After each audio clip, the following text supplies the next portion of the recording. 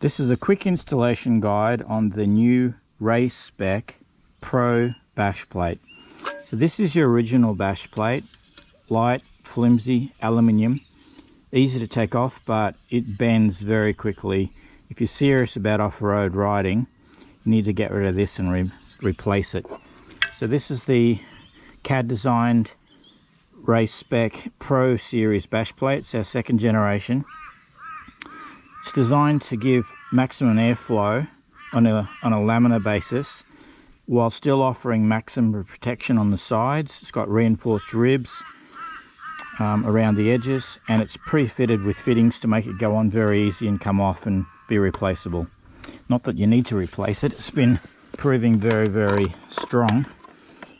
So all we do to fit it, line it up by sight, just get the Allen keys that are from the original started, a few turns, go to the other side. You notice here I've got the the stand switch disconnected and sealed up. I seem to break them very quickly. So all we've done is put that on finger tight to start with. Now you can tighten it up. Just nip it up, doesn't have to be super strong. It's not vibrating. There's little vibration in these Sur-Rons. Go back to the other side. Do the same.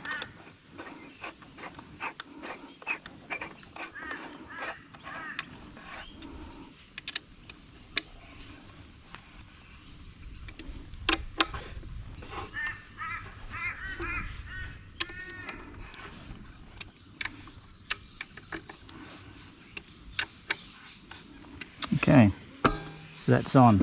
Notice it has a little air gap through here.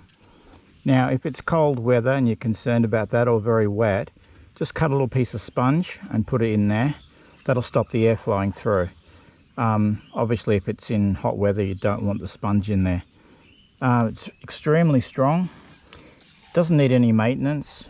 Basically just abuse it, that's what it's there for.